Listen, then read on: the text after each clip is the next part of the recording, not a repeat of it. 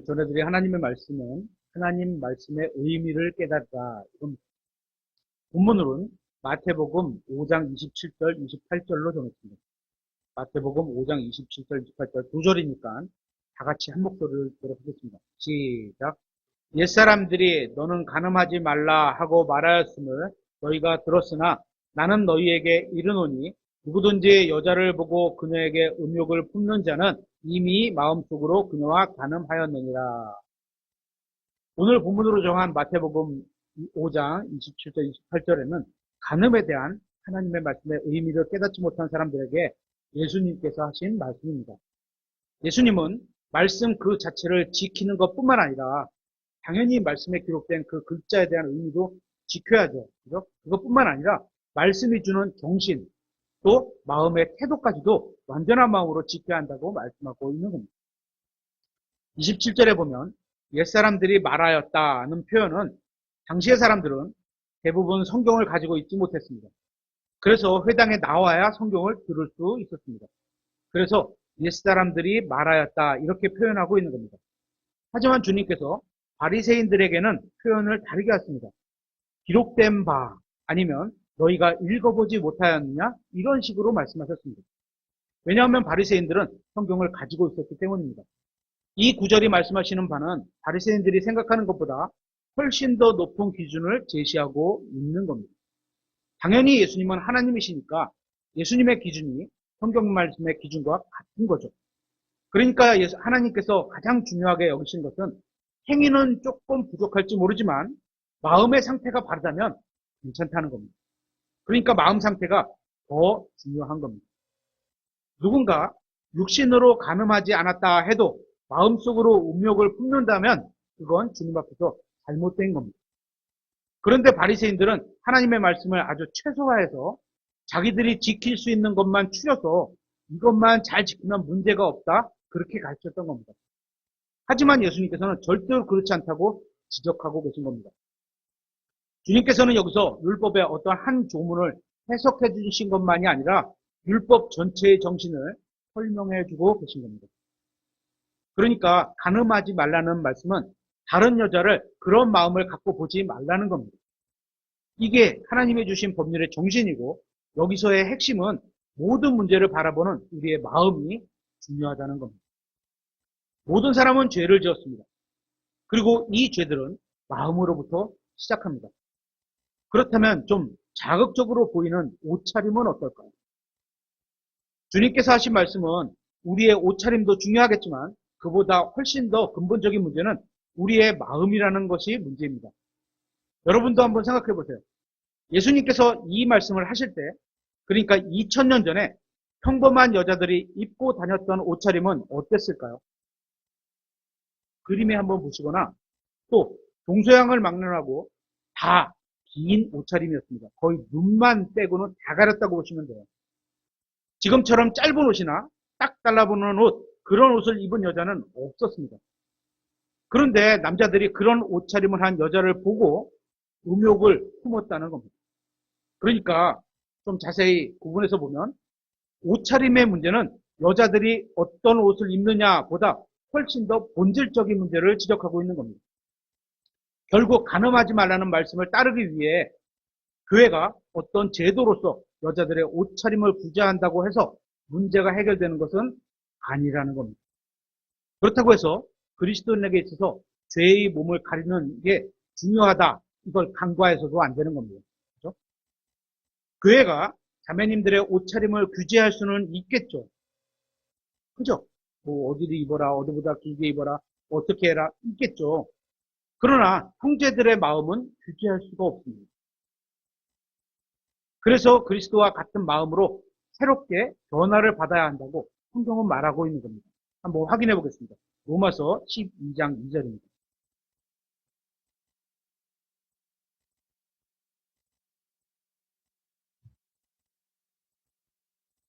로마서 12장 2절. 너희는 이 세상에 동화되지 말고, 세상에 동화됐다는 게 빠져갖고 그들의 생각과 같은 관념, 그들과 사고방식을 갖게 하고 그들의 어떤 생활 방식, 패턴 또 그런 걸 따라다닌다. 이런 거를 표현하는 거겠죠. 동화되지 말고 너희 생각을, 여기서 생각이라고 된 영어는 마인드입니다. 우리가 생각 그러면 하트도 생각을 하고 마인드도 생각이라고 이렇게 번역을 했는데 조금 구분이 되죠. 너희 마인드를 새롭게 함으로 renewing you가 다시 네가 배포했어. 다시 새롭게 하라 이거죠.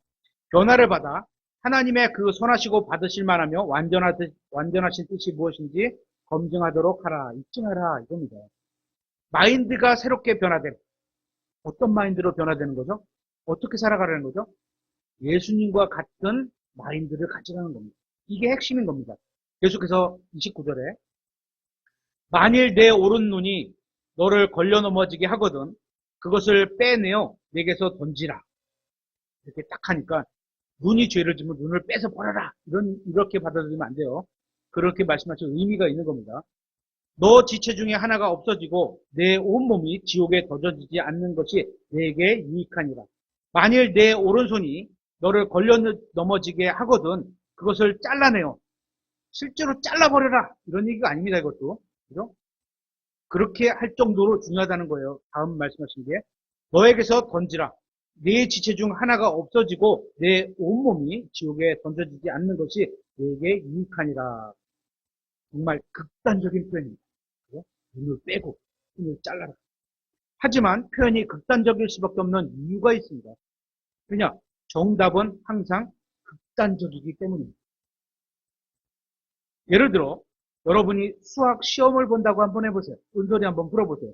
문제로 10 더하기 5는 이렇게 문제가 나왔습니다. 그래서 보기 중에서 10 더하기 5, 보기 중에서 정답을 고르라고 하면서 보기가 나옵니다.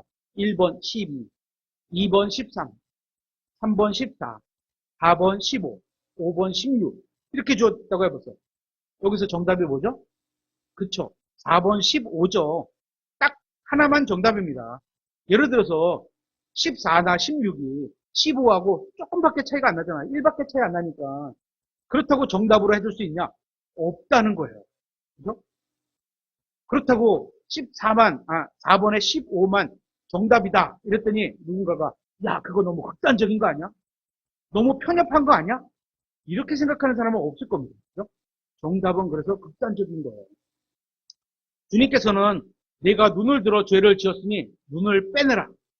손이 죄를 지었으니까 손을 잘라라. 이렇게 말씀하신 게 아닙니다. 눈을 빼서 던지고 손을 잘라서 던지더라도 지옥에 가지 말라는 겁니다. 그래서 예수님이 내 지체 중 하나가 없어지고 내 온몸이 지옥에 던져지지 않는 것이 내게 유익하다. 이렇게 말씀하신 겁니다. 이렇게 말씀하신 의도는 죄를 지은 눈을 빼버리거나 손을 자르게 된다는 게 아니라 그 정도로 지옥이 두려운 곳이니까 확실하게 처리하라. 그죠? 눈을 잘라라. 눈을 빼라. 그리고 버려라. 이런 게 아니에요. 빼면 뭐래? 이쪽 눈이 또 져져. 자르면 뭐래? 이것 자르면 또 다른 게 안 지나요? 또 져요. 그죠? 그럼 계속 잘라내면 뭐 남아요? 아무것도 안 남아요. 이게 예수님이 하신 말씀의 의미입니다. 이렇게 말씀하신 의미를 깨달아야 된다는 거죠. 그래서 성경이 간음하지 말라는 말씀을 깨닫지 못한 사람들에게 이혼에 대해서 다시 얘기를 하고 있습니다. 마태복음 5장 31절에 또 그들이 이르기를 누구든지 자기 아내를 버리는 자는 버리는 애 오늘 초점을 좀 잡아보고요. 버리는 자는 그녀에게 이혼 증서를 줄지니라 하였으나 버리려면 멀리 하려면 이혼 증서를 줘서 아예 이혼을 시켜라. 이런 얘기예요, 이게. 이 말씀은 남자에게 하시는 말씀입니다. 그렇죠? 왜냐, 자기 아내를 버리는 자 이렇게 돼 있으니까. 그러면 여자에게는 해당이 안 되는 겁니까? 아니죠. 반대의 경우도 마찬가지입니다. 자기 남편을 버리는 자는 이렇게 이해할 수도 있겠죠. 그런데 여기서 왜 남자에게만 말씀하신 거냐? 이건 당시에 여성의 인권이 지금만큼 높지 않았기 때문입니다. 지금도 어떻게 보면 남자가 약간은 더 아직도 우월한 것 같아요. 하나님이 보실 때는 둘 다 공평해야 되는데 인류 역사가 6,000년인데 그중에 여성들이 투표에 참여한 게 불과 100년 전입니다. 100년 전. 얼마 되지 않았어요. 그 전에는 여성의 인권이 거의 없다시피 했습니다. 그래서 마태복음 이 내용이 있던 시기, 즉 2000년 전에는 어떤 남자가 말할 때 자기 안에는 넷이 있다. 이렇게 말할 정도로 얘기를 했는데 이건 아내를 자기 소유물처럼 내 어디야? 뭐 가축 우리에 소가 몇 마리 있어. 이런 식으로 아내를 소유물처럼 취급했다는 거예요. 그죠? 그래서 아내를 선택했는데 이제 아내를 하나를 선택했어요. 아내가 이상한 여자는 아닌 겁니다. 그럼 어떻게 잘 살아가야죠. 그런데도 또 다른 여자가 마음에 드는 거예요. 그래서 아내를 이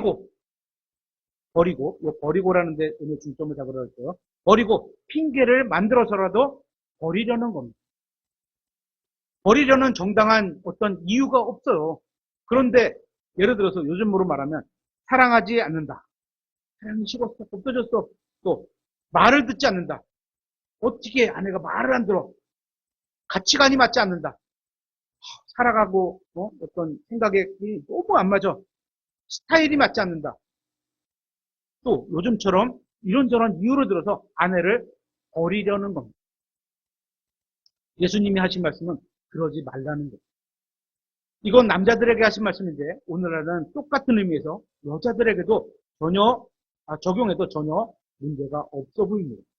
여자가 남자를 버리는 것으로 바꿔도 문제가 없는 시대가 되었기 때문입니다. 계속해서 32절에 나는 너희에게 이르노니 누구든지 음행이 아닌 다른 이유로 자기 아내를 버리면 이것은 그녀를 간음하게 하는 것이며 또 누구든지 이혼당한 여자와 결혼하면 이것은 간음하는 것이니라.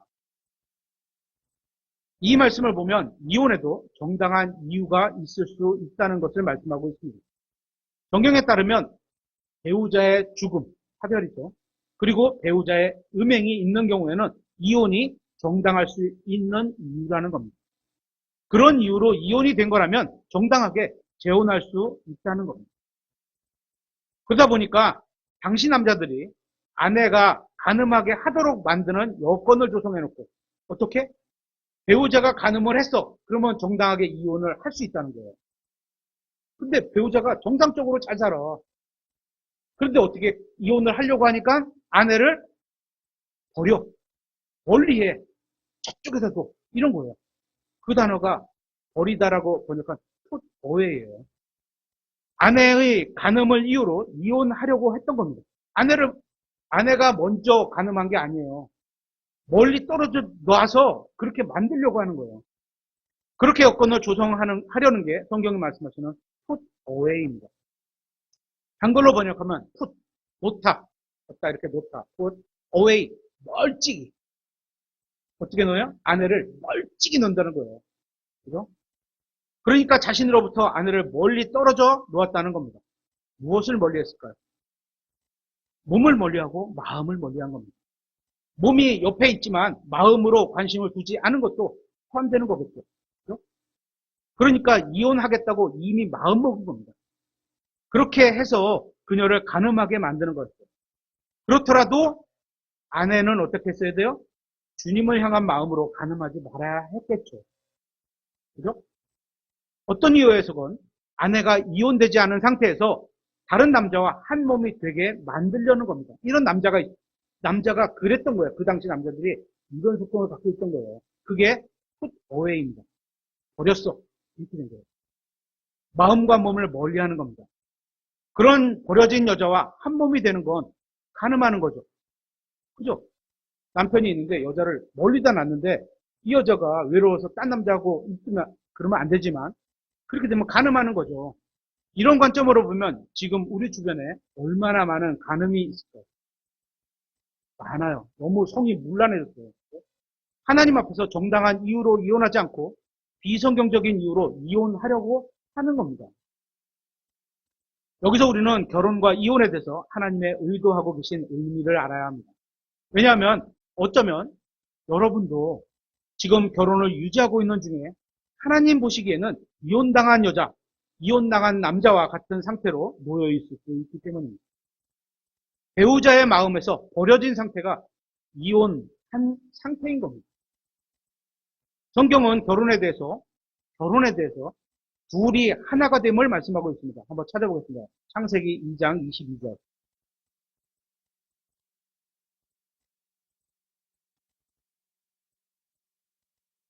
우리는 결혼식을 하고 호적에 올려야지 결혼했다고 얘기하는데 성경은 그렇게 하지 말하지 않아요. 그렇죠? 둘이 하나가 되겠다 이렇게 결심을 하면 둘이 양쪽에 결심을 하면 결혼했다라고 하나님은 인정을 하시는 거예요. 창세기 2장 22절 주 하나님께서 남자에게서 취한 그 갈비뼈로 여자를 만드시고 그녀를 남자에게 데려오시니 아담이 이르되 이는 이제 내 뼈 중에 뼈요 내 살 중에 살이라 그녀가 남자에게서 취하여졌으니 여자라 불리리라 하니라.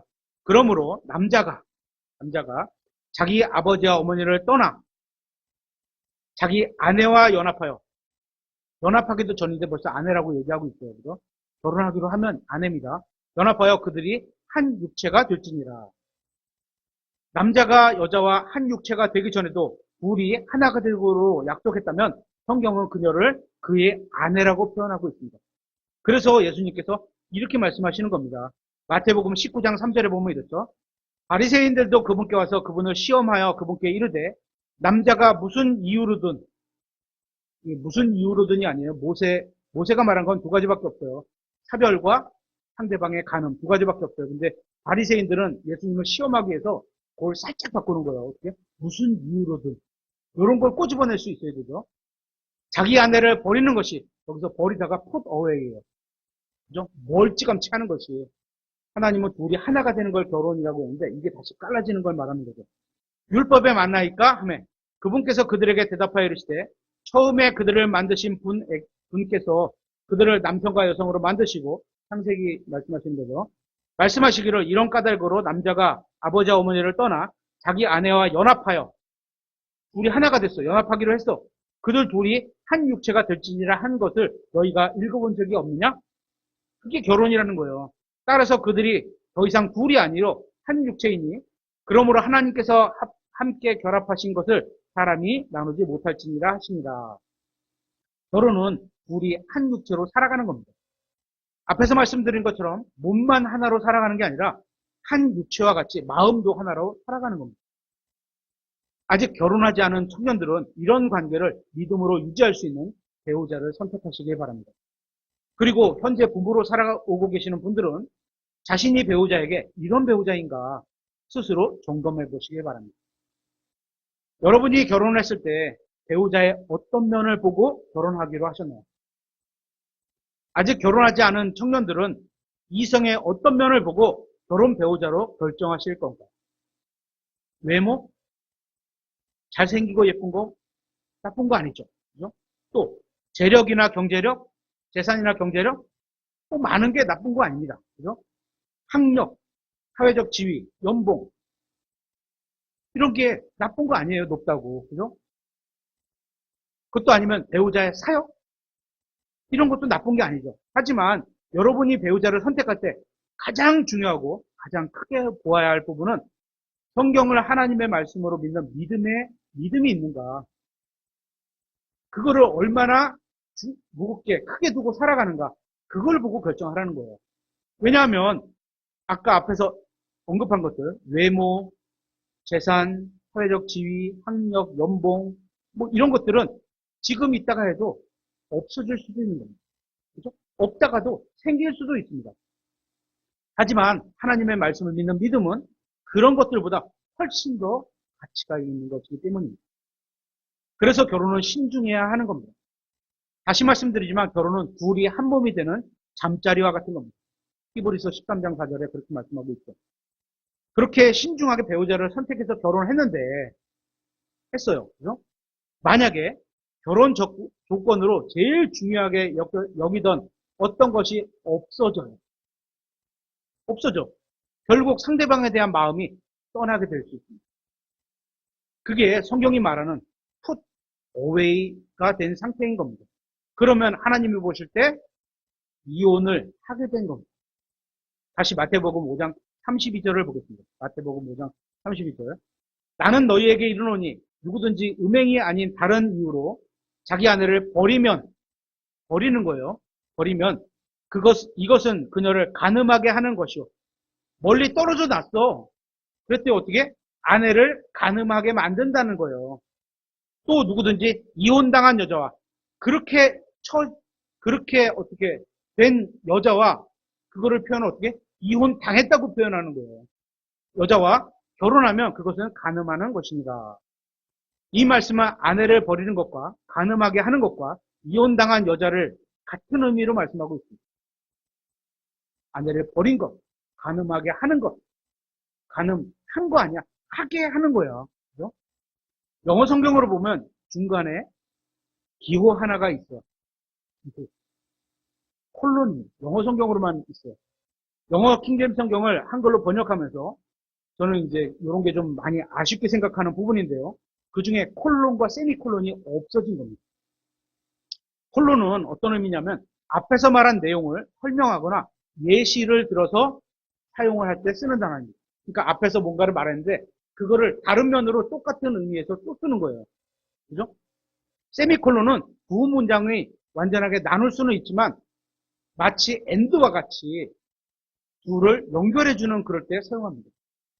그렇게 마태복음 5장 32절에는 콜론이 사용되어 있는데 영어 성경에 그러니까 남자가 자기 아내를 put away 하면 버리면 멀리 떨어뜨려 놓으면 그녀가 간음하게 하는 것이라고 하고 있고 그죠? 콜론 표시가 있어요. 그죠? 거기에 콜론 표시가 있고 멀리 떨어짐을 당한 여자는 이혼을 당했다고 표현하고 있는 겁니다. 다시 말하면 배우자를 멀리하면 간음하게 하는 것이고 이게 이혼당하게 하는 것이다 라는 겁니다. 그러면서 버린 남자가 어떻게 이혼을 하게 했으니까 이혼하게 했다는 겁니다. 이혼 당한 거니까 여자 입장에서는 여기서는 이혼을 하게 만들었다는 거예요. 하나님이 보시기에 그렇다는 겁니다. 요즘 교회 다니는 성도들 한번 보세요. 얼마나 많이 세상에 물들어서 사는지 세상이 말하는 이혼의 의미를 그대로 받아들이며 살아가고 있습니다. 세상은 뭐라고 말합니까? 법적으로 서류만 이혼이 안 된 상태로 남아있으면 각자 마음대로 살아도 된다고 생각합니다. 그래서 많은 신자들이 그저 가족관계 증명서에만 부부로 남아있으면 이혼한 게 아니라고 생각하며 어떻게? 뭐 황혼 이혼? 서류는 남겨두고 그냥 따로 살아? 이렇게 되죠. 그런데 하나님도 그렇게 보실까요? 우리 성경 신자들은 하나님이 말씀하시는 바를 진리로 믿고 사는 사람들입니다. 만약에 어떤 형제가 자기 아내를 마음에서 멀리하고 있다면 성경이 말씀하시기를 그런 형제는 자기 아내를 버린 것이고 간음하게 하는 것이고 이혼당하게 만든 거라고 말씀하고 있는 겁니다. 반대로 만약에 어떤 자매가 자기 남편을 마음에서 멀리하고 있다면 성경이 말씀하시기를 남편을 버린 것이고 간음하게 하는 것이고 그 남편은 당하게 하는 거라고 말씀하고 있는 겁니다. 그런 분은 이혼한 거가 되는 겁니다. 오늘날 이혼이 얼마나 많느냐 하면 작년도 2024년도 결혼한 쌍이 대략 20만 쌍이라고 합니다. 20만 쌍. 그리고 같은 해 작년에 이혼한 쌍이 대략 9만 쌍이라고 합니다. 대략 45%나 되는 거죠. 100쌍이 결혼했으니까 45쌍이 이혼한 겁니다. 저도 이 면에는 자유롭지 못합니다. 그렇게 요즘 세상은 이혼이 너무도 흔한 세상이 되었습니다. 마태복음 5장 32절 이 말씀을 오해하면 마치 성경이 이혼을 정당하다 하는 것처럼 보일 수도 있습니다. 오해하면 사실 그건 하나님의 의도와는 거리가 멉니다. 문제는 사람들이 이미 자신들이 내린 결정을 성경 말씀의 권위보다 위에 두고 살아가고 있는 겁니다. 아, 나는 이혼하기로 결정했어. 멀리하기로 결정했어. 그래서 자신이 결정한 것을 지지받기 위해서 어디로 가요? 상담하러 교회 목사님을 찾아갑니다. 목사님, 남편이 이래저래해서 우리는 이래서 안 맞아요. 저래서 안 맞아요.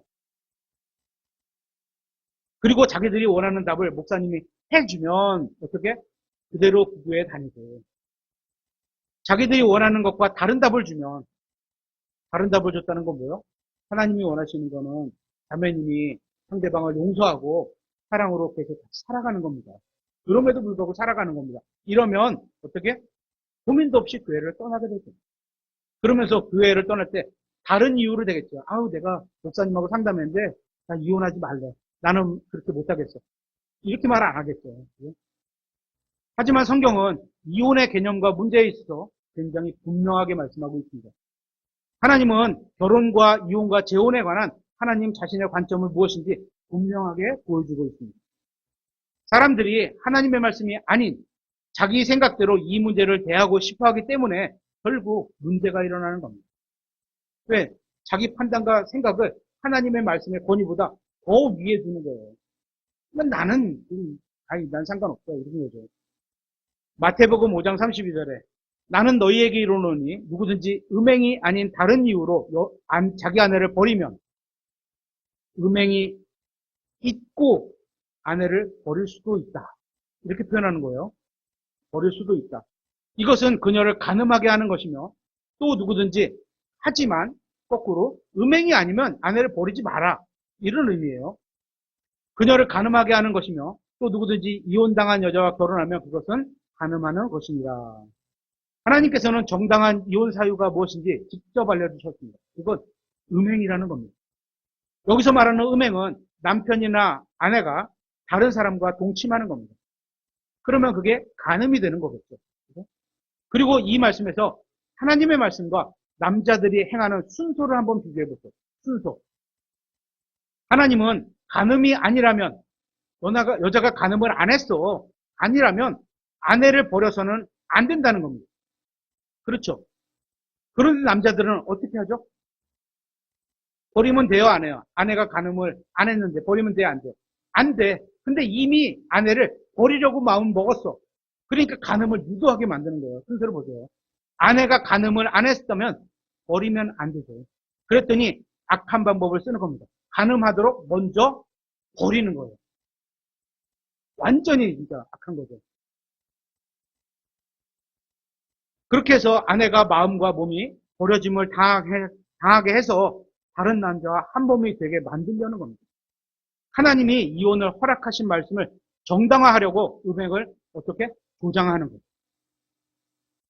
거 봐라. 아내가 간음했으니까 난 이혼할 수 있어. 딱 거부는 거죠. 안 된다는 거예요. 그건. 하나님은 배우자가 다른 사람과 간음했을 때, 그죠? 상대방 간음하지 않은 배우자는 어떻겠어요? 얼마나 괴롭고 배신감도 들고 그런 마음을 아시고 계시니까 그런 사유라면 그냥 눈 감아 주시겠다. 그래, 이혼? 그래. 원하지는 않는 거지만 내가 그 정도 사유라면 눈 감아 주겠다는 겁니다. 그렇게 이혼하는 건 하나님의 뜻은 아니지만 그런 경우라면 이혼해도 하나님이 뭐라고 안 하시겠다는 겁니다. 하지만 하나님의 원래 의도는 전혀 그런 게 아닙니다. 성경을 통해서 하나님께서 인정하시는 이혼 사유는 두 가지라고 말씀드렸죠. 사별과 상대방의 간음밖에 없습니다. 그런데 간음이 아닌 다른 이유로 아내를 버리는 겁니다. 간음을 안 했어. 근데 버려. 버린다는 건 뭐예요? 멀리 논다는 거예요. 그죠?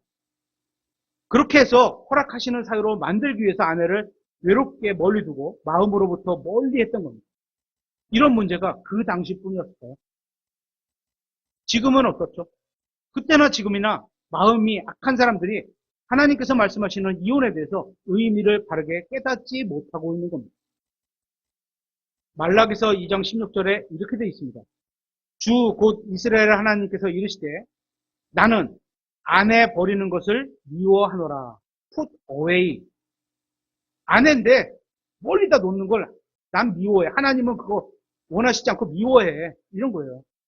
사람이 자기 옷으로 폭력을 덮나니 그러므로 너희는 너희 영을 조심하여 배신하지 말라. 하나님도 배신하지 말고 아내도 배신하지 말고 말라. 군대들의 주가 말하노라. 하나님이 그렇게 말하는 거야. 니네가 나를 하나님으로 여긴다면 이 말에 순종하지 않겠냐? 이런 의미예요. 흔히 사람들은 이혼 도장을 찍어야 이혼이라고 생각하지만 세상은 그렇잖아요. 그죠? 성경은 자기 아내를 멀리 두는 것, put away를 배신하는 것이요. 이혼하게 하는 것이라고 말씀하고 있습니다. 하나님을 배신하지 말고 남편은 아내를 배신하지 말고 아내는 남편을 배신하지 말라는 겁니다. 몸과 마음을 멀리 두려는 것은 이혼하게 하는 것이고 배신하는 거라는 겁니다. 이혼에 관한 지침을 정말 확실하게 해주셨어요. 하지만 안타깝게도 대부분의 경우에 그렇게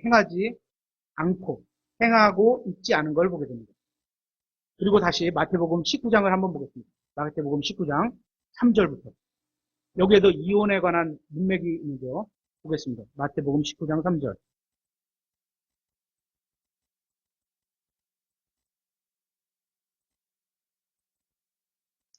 이혼되면요, 남이에요. 그죠? 근데 지금 계속 말씀 뭐야? 자기 아내를 멀리다 둔다는 거예요. put away 한다는 거예요. 멀리다, 마음으로부터 몸으로부터 멀리하고 있다. 이거를 하나님은 이혼하게 하는 거를 보는 것인 거죠. 19장 3절에 바리새인들도 그분께 와서 그분을 시험하여 그분께 이르되 남자가 무슨 이유로든, 그러니까 아까 무슨 이유로든이 아닙니다. 딱 두 가지밖에 없었어요. 는 자기 아내를 버리는 것이 put away가 율법에 맞나이까 하매 그분께서 그들에게 대답하여 이르시되 처음에 그들을 만드신 분께서 그들을 남성과 여성으로 만드시고 말씀하시기를 이런 까닭으로 남자가 아버지 어머니를 떠나 자기 아내와 연합하여 그들 둘이 한 육체가 될지니라 하신 것을 너희가 읽어본 적이 없느냐? 성경을 가지고 너희가 읽어봤지 않았느냐? 이런 얘기예요. 바리새인들은 성경을 가지고 있었습니다. 그리고 예수님께서는 그들에게 하나님께서 율법을 만드신 의도를 이야기해주고 계신 겁니다. 우리가 성경을 읽고 믿으면서 글자를 넘어서 이해해도 안 되지만 그 글자에 묶여서 글자에 갇혀서 글자를 통해 주신 의미를 깨닫지 못하는 것도 잘못된 겁니다. 결혼은 예수님의 말씀대로 남자가 아버지 어머니를 떠나 자기 아내와 연합하여 그들 둘이 한 육체가 될지니라. 이게 결혼입니다. 결혼이 둘이 하나됨이었다면 이혼은 다시 그 하나가 다시 둘이 되는 겁니다.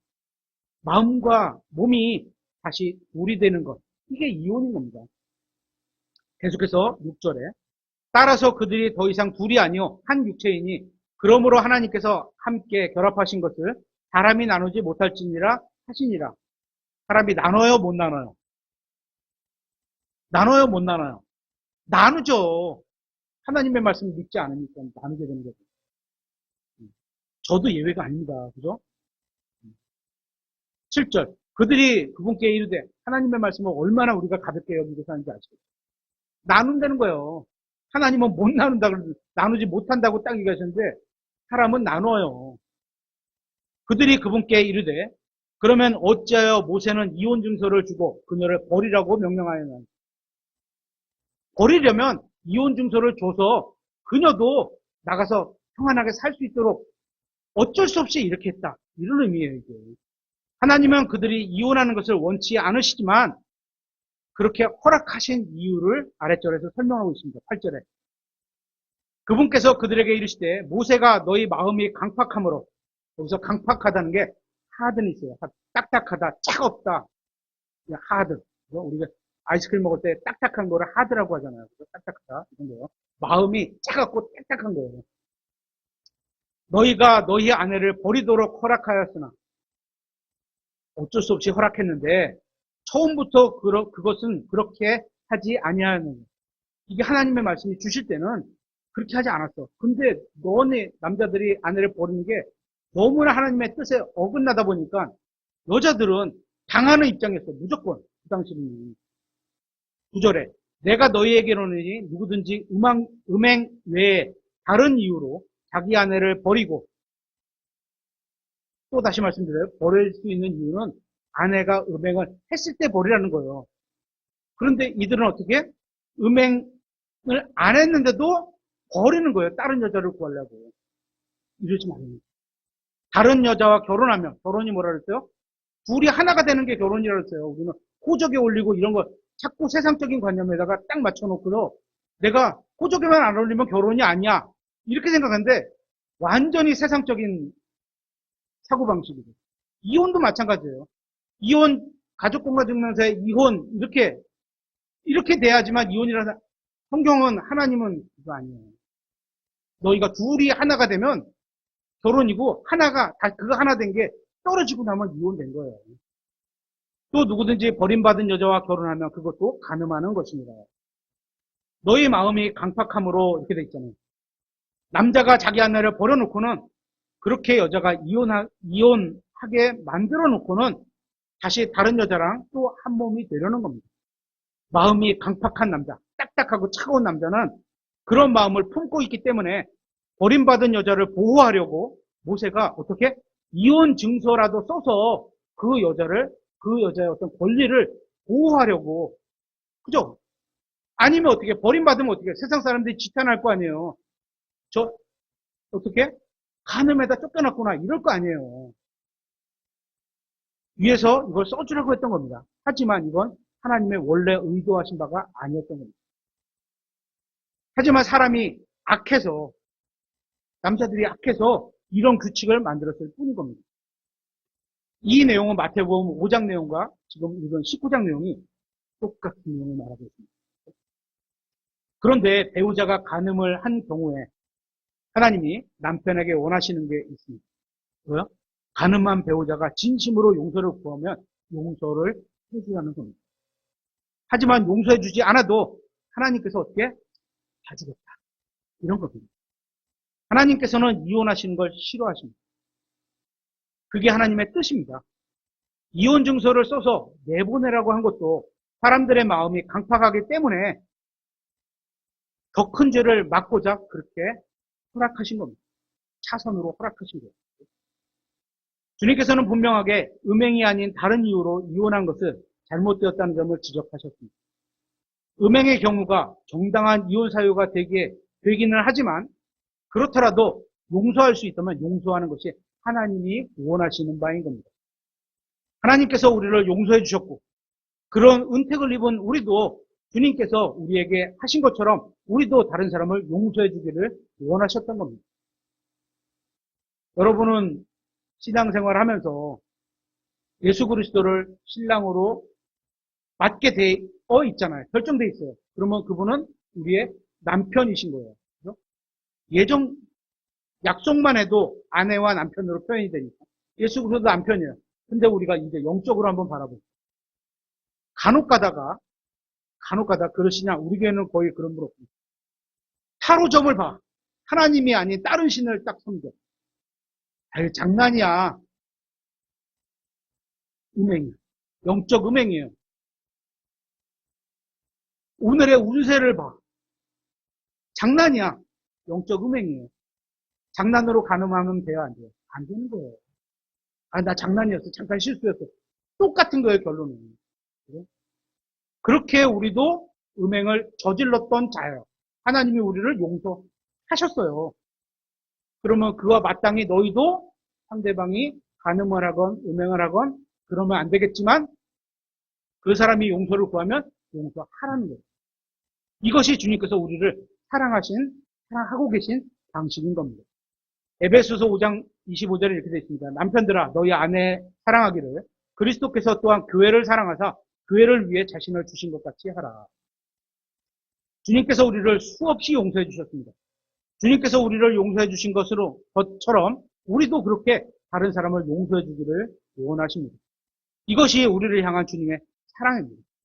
그래서 주님께서 우리도 다른 사람을 남편이나 아내를 그렇게 용서해 주기를 원하고 계시는 겁니다.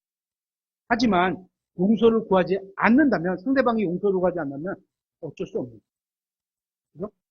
내가 용서해 줄게 가서 사정하고 빌어서 그렇게 용서하지는 않잖아요. 그렇죠?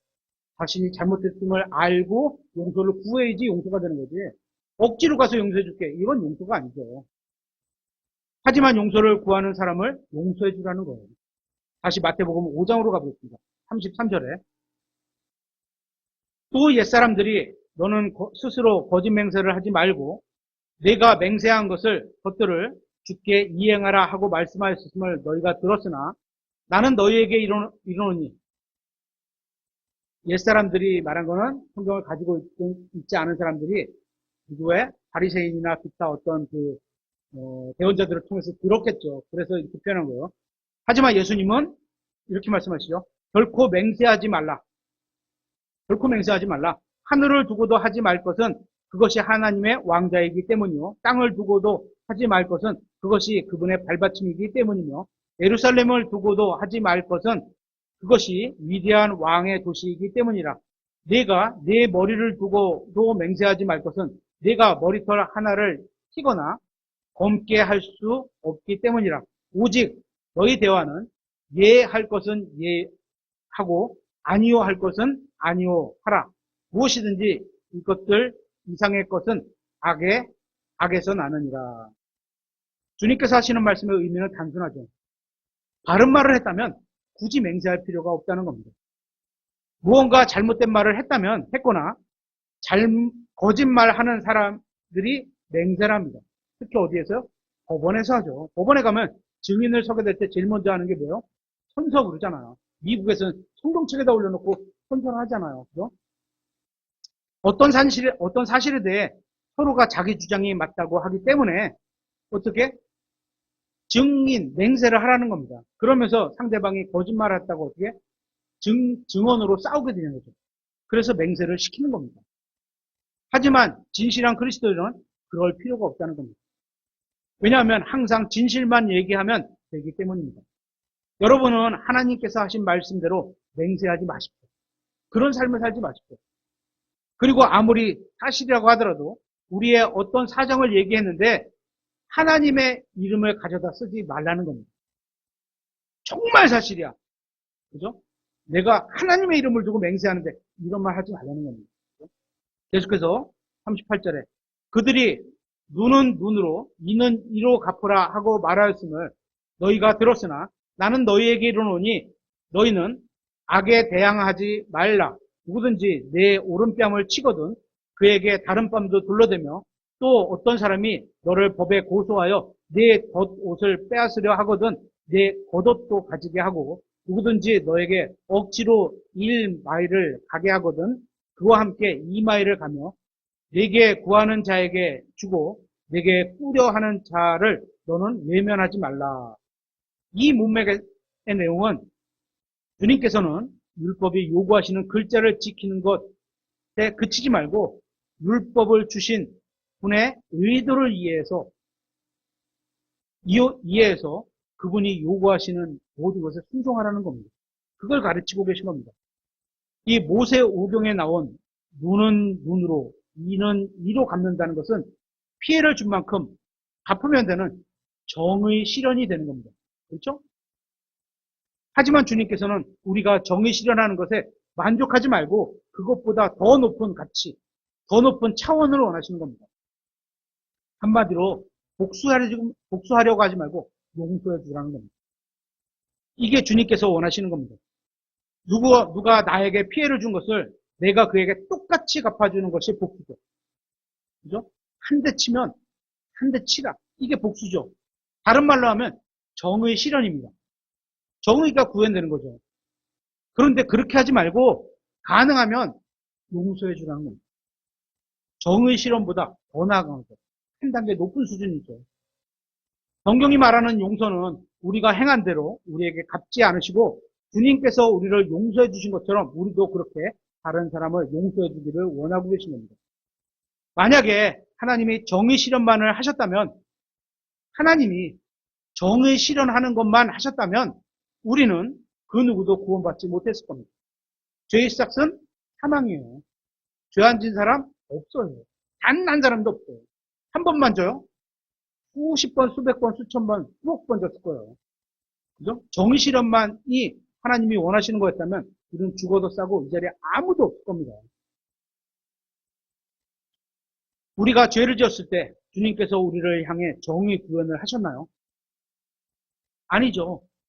회개할 기회를 주셨습니다. 그리고 회개하면 용서해 주셨습니다.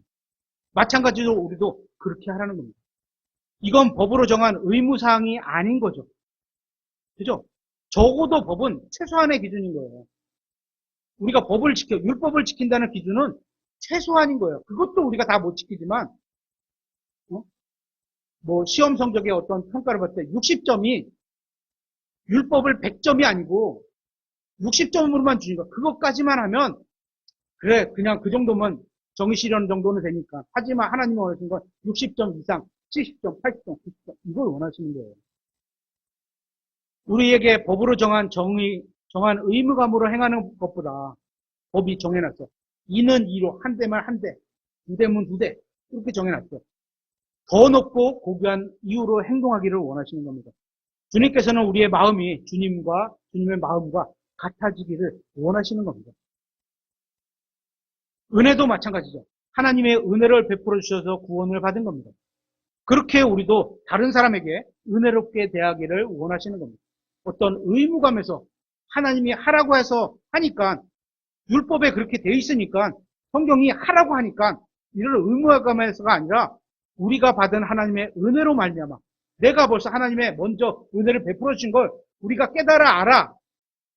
그럼 어떻게? 거부할 것은 거부하고 행할 것은 믿고 행하는, 그렇게 가야 되는 거잖아요. 우리도 다른 사람에게 은혜를 베풀 수 있어야 한다는 겁니다. 다른 사람에게 인색하게 구하는 사람은 주님께 은혜 받은 게 아닙니다. 우리가 은혜를 얼마큼 받아요? 풍성하게 받았는데 그 풍성함을 어떻게? 다른 사람에게는 인색하게 대해. 그죠? 나는 이렇게 많은 걸 받았어. 근데 내가 다른 사람한테는 하나님이 나를 대하신 그 똑같은 자로 대해야 되는데 내가 대하는 건 인색한 거죠. 은혜 받은 사람은 이에는 이, 눈에는 눈이 아니라 어떻게? 자신이 주님으로부터 받은 은혜, 그 은혜를 다른 사람에게 동일하게 베풀 수가 있어야 하는 겁니다. 마태복음 5장 43절을 보겠습니다. 그들이 너는 내 이웃을 사랑하고 내 원수를 미워하라 하고 말하였음을 너희가 들었으나 나는 너희에게 이르노니 너희 원수들을 사랑하고 너희를 저주하는 자들을 축복하며 너희를 미워하는 자들에게 선을 행하고 악을 품고 너희를 다루며 너희를 핍박하는 자들을 위해 기도하라. 누가 이렇게 살았죠? 예수님이 이렇게 사셨어요. 예수님은 자신이 하신 말씀을 다 지키신 분입니다. 앞에서 본 바리새인들처럼 글재로만 지키신 것이 아니라 말씀의 의미까지도 다 지키신 분입니다. 예수님은 원수를 사랑하셨어요. 그죠? 자기를 십자가에 못 박은 사람들을 위해서 죽어주시기까지 하셨어요. 그러면서 끝까지 그들을 위해 기도하셨습니다. 우리는 주님께서 우리에게 요구하는 것이 무엇인지 이해하는 것은 그리 어렵지 않습니다. 다만 실행하기가 굉장히 어려울 뿐입니다. 이것을 실행하는 것이 어려운 이유가 있습니다. 왜? 우리가 다른 사람보다 나 자신을 더 사랑하기 때문인 겁니다. 나 자신을 더 사랑하는 게 하나님보다 예수님보다 더 사랑하기 때문인 거예요. 또한 다른 사람으로 인해 상처받기를 원하지 않기 때문인 겁니다. 예수님은 얼마나 상처를 받았어요? 또 결과로 죽기까지 상처받았어요. 그만큼 자기를 사랑하는 인간의 부패한 본성이 우리에게 남아있기 때문인 겁니다. 세상은 선을 행하고 악을 행하는 사람에게 악을 행하라고 가르칩니다. 이에는 이, 눈에는 눈. 그게 사회적입니다. 하지만 하나님께서는 자기에게 악을 행하는 사람에게도 선을 행하라는 것을 요구하고 있습니다. 왜냐하면 주님께서 그렇게 우리에게 먼저 행하셨기 때문입니다. 우리는 그 은택을 입었습니다. 그래서 주님께서는 믿는 자들에게 주님께서 행하신 것처럼 그렇게 행하라는 겁니다. 그래야 하나님과 교제를 나눌 수 있는 겁니다. 우리가 아버지와 아들의 관계로 하나님과 친밀한 교제를 나누기 위해서는 그분의 말씀에 순종하고 일단 글자 그대로도 순종을 해야 돼요. 또 그분의 뜻대로 행하는 것, 의도와 글자에 숨어있는 마음의 정신 이런 것까지도 다 순종하는 것이 매우 중요합니다. 그분을 기쁘시게 해야 그분과 아버지와 아들의 관계로 나누는 교제를 누릴 수 있게 되는 겁니다. 여러분이 하나님과 친밀한 교제를 나누고 싶으시다면 하나님 아버지의 말씀의 의미를 깨달아 알아야 하고 그 말씀에 합당하게 살아가야 합니다. 왜냐하면 하나님은 자신의 수준을 여러분의 수준에 맞춰서 낮추지 않으실 것이기 때문입니다. 하나님은 우리처럼 죄인이 되지도 않으실 겁니다. 그렇기 때문에 우리가 수준을 높여야 하는 겁니다. 어떻게, 얼마나 높여야 되냐? 하나님의 말씀대로 높이면 됩니다. 예수님처럼 높이면 됩니다. 말씀에 순종하면 됩니다. 그래야 하나님과 교제를 원활하게 할 수 있게 되는 겁니다. 하나님의 말씀을 읽지도 않고 믿지도 않고 이교도들처럼 살면 하나님과 교제가 될 수가 없습니다. 구원은 받아서 하늘나라에 가겠죠. 근데 어색해. 누구세요? 하나님을 보고 예수님 보고 누구세요? 이러십니다. 계속해서 5장 45절에 그러면 너희가 하늘에 계신 너희 아버지의 아들들이 되리니 그분께서는 자신의 해를 악한 자들과 선한 자들 위에 떠오르게 하시고 은혜를 해가 선을 말하는 거죠. 은혜를 악한 자들에게도 주시고 선한 자들에게도 주시고 비를 은혜로운 자들과 불의한 자들을 위해 내려주시는 것. 이 말씀은 하나님께서 악한 우리를 선하게 대해주신 것처럼 우리에게 악하게 구는 다른 사람에게도 우리가 선하게 대해주라는 겁니다. 우리는 하나님과 함께 영원히 함께할 사람들이기 때문입니다. 하나님께서 우리에게 하신 말씀처럼 우리도 그렇게 하기를 원하시는 겁니다. 주님께서 우리의 마음도 주님의 마음처럼 되기를 원하고 계시는 겁니다. 주님과 같은 수준으로 영원히 교제 나누기를 원하고 계신 겁니다. 계속해서 마태복음 5장 46절에 너희가 너희를 사랑하는 자들을 사랑하면 무슨 보상을 너희가 받겠느냐? 세리들도 바로 그 일을 하지 아니하겠느냐? 또 너희가 너희 형제들에게만 무난하면 다른 사람들보다 너희가 더 하는 것이 무엇이냐? 곰곰이 한번 생각해 보세요. 세리들도 그렇게 하지 않느냐? 그러므로 하늘에 계신 너희 아버지께서 완전하신 것 같이 너희도 완전할지니라. 하나님께서 먼저 우리를 사랑해 주셨습니다. 왜 사랑해 주셨죠? 우리가 하나님을 사랑해서? 그게 아닙니다. 우리는 하나님을 미워했고 우리는 하나님의 원수였습니다. 그런데도 우리를 사랑해 주셨습니다. 그 사랑을 알고 계시죠? 알았다면, 그래서 예수님을 주님으로 받아들였다면 이제는 우리가 그렇게 하라는 겁니다. 우리가 완전할 수 있는 것은 성령님께서 우리 안에서 일하셔야만 가능한 겁니다. 우리가 성령님께 우리 자신을 내어드리면 완전해질 수 있습니다. 하지만 성령님 없이 우리 힘으로는 완전해질 수가 없습니다. 성령님께서 함께 하실 때에만 우리가 예수님처럼 닮아갈 수 있는 겁니다. 성경은 믿는 자들에게 요구하시는 기준이 없습니다. 이것은 구원의 기준이 아니라 하나님과 교제를 나누는 기준입니다. 우리가 주님의 말씀을 순종해서 주님의 말씀대로 살면 살수록 주님과 더욱 친밀한 교제를 나눌 수 있게 됩니다. 마무리하도록 하겠습니다. 오늘 살펴본 마태복음 5장에서 예수님께서 강조하신 것은 무엇일까요? 바로 우리의 마음이 어떤 상태로 있느냐는 겁니다. 이 내용은 구원이 주제가 아닙니다. 마음 상태가 주제입니다. 주님 앞에서 바른 마음을 갖고 있는 사람은 맹세할 필요도 없고 음욕을 품지도 않을 것이고 다른 사람이 나에게 악하게 대한다 할지라도 주님께서 나에게 하신 것처럼 선하게 대할 것이라는 말씀입니다. 이게 마태복음 5장의 주제입니다.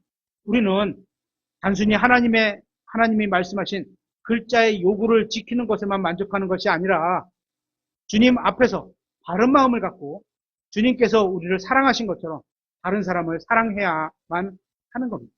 이것이 오늘 우리에게 주시는 말씀의 핵심입니다.